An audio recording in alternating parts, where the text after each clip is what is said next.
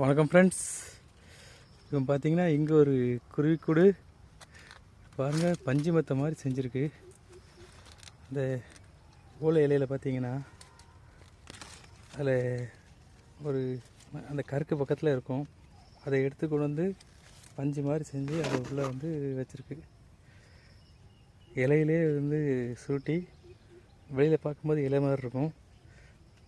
இப்படி கூடு இருக்குது. எவ்வளோ அழகாக பண்ணியிருக்கு பாருங்கள். இந்த குருவியை நினச்சா ஆச்சரியமாக இருக்குது. கூடு இங்கே இருக்குது.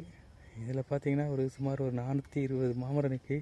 கரெக்டாக இந்த மரத்துக்கு வரணும், இந்த மரத்தில் நம்ம கூடு இருக்குன்னு அதுக்கு எப்படி தெரியுது, எங்கெல்லாம் போயிட்டு வருது, எல்லாமே ஒரு ஆச்சரியம்தான்.